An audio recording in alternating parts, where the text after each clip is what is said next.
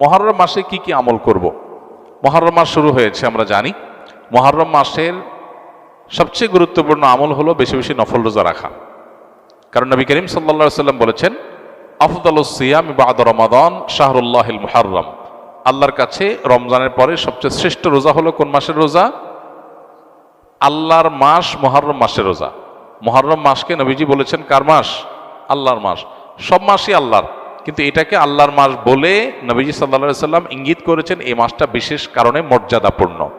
তাহলে আমরা আজকে যে মাসটাতে প্রবেশ করলাম, এই মাসটা একটা মর্যাদাপূর্ণ মাস।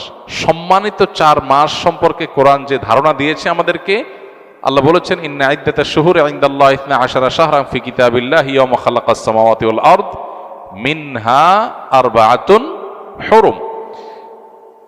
নবমণ্ডল ভূমণ্ডল সৃষ্টির দিন থেকেই বছরের গণনা হয় 12টা মাস দিয়ে। এর মধ্যে 4টা মাস হলো সম্মানিত। এই যে 4টা মাসকে আল্লাহ সম্মানিত বলেছেন, এই 4টা সম্মানিত মাসের মধ্যে একটা হলো মুহররম। বরং 4টা সম্মানিত মাসের মধ্যে সবচেয়ে বেশি সম্মানিত যেটা, সবচেয়ে শ্রেষ্ঠ মাস যেটা, সেটা হলো কোন মাস? মুহররম মাস। এজন্য মাস হিসাবে রমজানের পরে সবচেয়ে মর্যাদাপূর্ণ মাস হলো কোনটা? মুহররম মাস, যেটা আমরা ইতোমধ্যে শুরু করেছি বা যে মাসে আমরা প্রবেশ করেছি। তো এই জন্য এটাকে আল্লাহর মাস বলা হয়েছে। এই মাসে বেশি বেশি নফল রোজা রাখতে হয়। নফল রোজা নিয়ে অবশ্য আরেকটা হাদিস আছে, এর সাথে বাহ্যিক দৃষ্টিকোণ থেকে কন্ট্রাডিক্টরি মনে হয়। সেটা হলো আমাদের আয়েশা রাদিয়াল্লাহু তাআলা থেকে বর্ণিত, নবী সাল্লাল্লাহু আলাইহি সাল্লাম এর ব্যাপারে তিনি বলেছেন, মা রাআইতু রাসূলুল্লাহ সাল্লাল্লাহু আলাইহি সাল্লাম ইস্তাকমালা সিয়ামা শাহরিন কাত্তু ইল্লা ফি রমাদান ওয়া মা রাআইতুহু আকসারা সিয়ামা মিনহু ফি শাবান। অর্থাৎ আমাদের আয়েশা বলেছেন রাদিয়াল্লাহু তাআলা আনহা, যে আমি নবী করিম সাল্লাল্লাহু আলাইহি সাল্লামকে পুরো মাস রোজা কমপ্লিট করতে দেখছি এক মাসে, শুধু ছিল রমজান মাস, যে পুরো 30 দিন রোজা রাখছেন। এটা শুধু দেখেছি কোথায়? রমজান মাস। আর রমজান মাস ছাড়া সবচেয়ে বেশি, মাসের বেশিরভাগ দিন রোজা রাখছেন দেখছি যে মাসে, সেটা হলো শাবান। তাহলে এই হাদিস থেকে বোঝা গেল শাবানে বেশি রোজা রাখতে হবে। আবার আমরা একটু আগে হাদিস শুনলাম, রমজানের পরে সবচেয়ে শ্রেষ্ঠ রোজা রাখার মাস হলো মুহররম মাস। নফল রোজার শ্রেষ্ঠ মাস মুহররম মাস, হাদিস থেকে বোঝা যায়। তাহলে রাসূল সাল্লাল্লাহু আলাইহি ওয়াসাল্লাম আমল একরকম, হাদিস আরেক রকম। এর সমন্বয়টা কোন জায়গায়, কিভাবে? উত্তর হলো যে মূলত মুহররম মাস এটা নফল রোজার জন্য সবচেয়ে সেরা মাস। এরপরে শাবানের মর্যাদা। নবী সাল্লাল্লাহু আলাইহি ওয়াসাল্লাম হাদিসটা বলেছেন, কিন্তু এটা আমল করার সুযোগ তিনি পান নাই। আল্লাহ তাকে দুনিয়া থেকে নিয়ে গেছেন।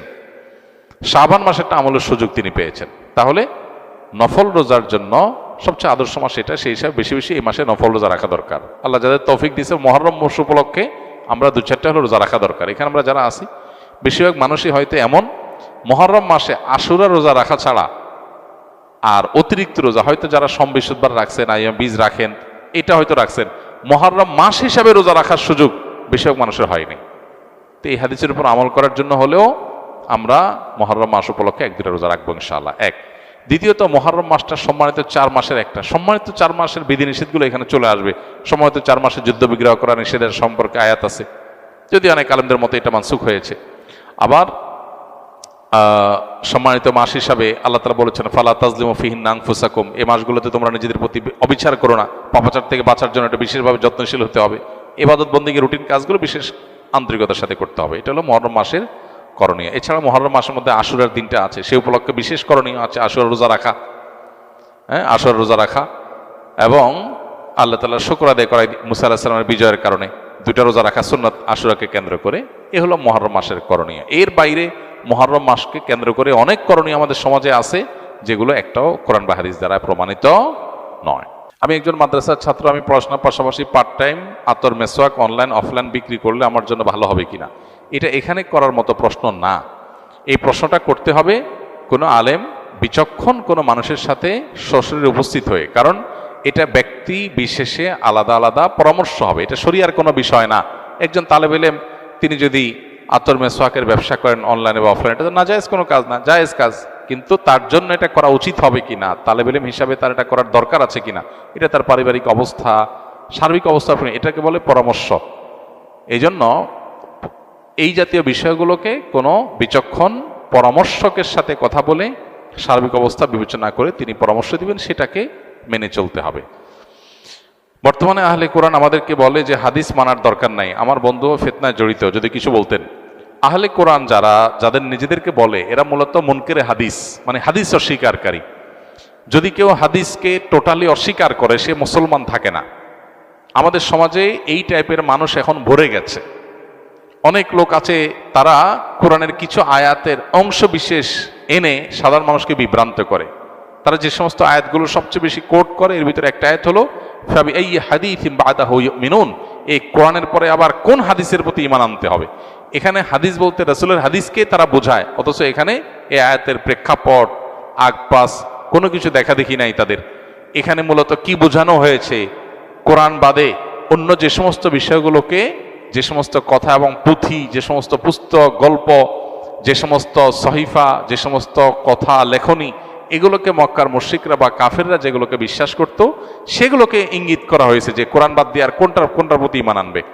সেখানে তারা এখানে কোরআনের বিপরীতে হাদিস বলতে, এখানে একবারে হাদিস শব্দ বলতে ওই হাদিসের রাসূলকে তারা বোঝাচ্ছে। অথচ হাদিসটা এখানে মক্কার মানুষের মধ্যে বহু ধরনের হাদিসের প্রচলন ছিল। হাদিস বলতে এই রাসূল আকরাম সাল্লাল্লাহু আলাইহি ওয়াসাল্লামের হাদিস না, পূর্বের যুগের বিভিন্ন সহিফা, বিভিন্ন জায়গা থেকে পাওয়া গল্প, এগুলোর বই, পুস্তিকা, লেখনী, এগুলো তারা পাঠ করতো কোরআনের বিপরীতে। সেইটাকে ইন্ডিকেট করা হয়েছে বা সেই জাতীয় বিষয়গুলোকে ইঙ্গিত করা, অথচ সেটা বাদ দিয়ে এখানে হাদিসকে ইঙ্গিত করা হচ্ছে। এটা 2 মিনিট 1 মিনিটের বক্তব্যের বিষয় না, এটা নিয়ে আমাদের 1 ঘন্টার উপরে বক্তব্য আছে। এটা নিয়ে বহু বই লেখা হয়েছে। আল্লামা তাকি উসমানী হাফিজাহুল্লাহর একটা বই আছে হাদিসের প্রমাণ্যতা, এটার উপরে। বাংলাদেশে আলেমদের মধ্যে অনেক আলেমদের এই ব্যাপারে বই আছে, অনেক বই আছে হাদিসের প্রামাণ্যতা কেন লাগবে, অপরিহার্য কেন, এটা নিয়ে। ওলামায়ে আহলে হাদিসের মধ্যে, আহলে হাদিস উলামাদের মধ্যে আমাদের ডক্টর আসাদুল্লাহ গালিব সাহেবের ছেলের একটা বই আছে, আব্দুল রাজ্জাকের একটা বই আছে, মাওলানা তাকি উসমানী সাহেব হাফিজাহুল্লাহর একটা বই আছে, আরো অনেক ওলামায়ে কেরামের বই আছে। এই বইগুলো এক একটা মুক্তানা মাশাআল্লাহ, তুষ্ট হওয়ার মতো। এই বইগুলো পড়লে পরিপূর্ণ বিষয়টা ক্লিয়ার হবে। আমাদের 1 ঘন্টার উপর একটা বক্তব্য আছে, সেখানে আমরা 20-30টা কোরআনের আয়াত এনে হাদিসের প্রামাণ্যতা এটা প্রমাণ করার চেষ্টা করেছি। হাদিস বাদ দিয়ে যদি কেউ শুধু কোরআন দিয়ে ইসলাম মানতে চায়, তাহলে সে বিভ্রান্ত হতে বাধ্য। কারণ কোরআন হলো শুধুই পাইকারি কথা বলা হয়েছে, সেখানে প্রতিটা কথার ব্যাখ্যা বিস্তারিত সবগুলো বিষয়ে আল্লাহ তাআলা উল্লেখ করেন নাই। ওই ব্যাখ্যা দেওয়ার জন্য আল্লাহ তাআলা রাসূলকে পাঠিয়েছেন। আল্লাহ বলেছেন যে হে রাসূল, আপনার প্রতি আমি কোরআন নাজিল করেছি কেন? লিতুবাইয়িনা লিন-নাসি মা নুজিলা ইলাইহিম, যাতে করে আপনার প্রতি যা নাজিল হয়েছে, আপনার কাছে যা নাজিল হয়েছে, এগুলো লিতুবাইয়িনা লিন-নাস, যেন মানুষকে এগুলোর ব্যাখ্যা আপনি করে দেন। এই ব্যাখ্যাটাই হলো হাদিস। এখন কেউ যদি বলে কোরআন নিলাম, ব্যাখ্যা নিলাম না, হাদিস নিলাম না, তাহলে সে কোরআনেরই এক অংশ নিল, আরেক অংশ নিল। আল্লাহই বলছেন যে আমি নাজিল করেছি আপনার কাছে। কেন? ডাইরেক্ট দিতে পারতাম তো, জিবরাইলকে দিয়া কোরআন পাঠিয়ে দিতে পারতাম। আপনার কাছে কেন নাজিল করলাম? যাতে করে লিতুবাইয়িনা লিন-নাসি মা নুজিলা ইলাইহিম, যাতে আপনি ব্যাখ্যা করে দিতে পারেন। তার এই ব্যাখ্যাটাই হলো কি? হাদিস। অতএব কে এক অংশ মানলো, আরেক অংশ মানলো না, মানে সে কোরআনকে কি করলো? অস্বীকার করলো। এটা অনেক বড় একটা ফিতনার বিষয়। আমাদের অনেক জেনারেল শিক্ষিত ভাইরা এই ফিতনায় পতিত হচ্ছে, বিশেষ করে যারা নফসের পূজারী, যারা আত্মপূজারী, এই মানুষগুলো বিভ্রান্ত হচ্ছে। কারণ কোরআন মানলে, হাদিস অস্বীকার করলে একটু ফাঁকি ঝুঁকি দেওয়াটা সহজ হয়। কোরআন তো পাইকারি,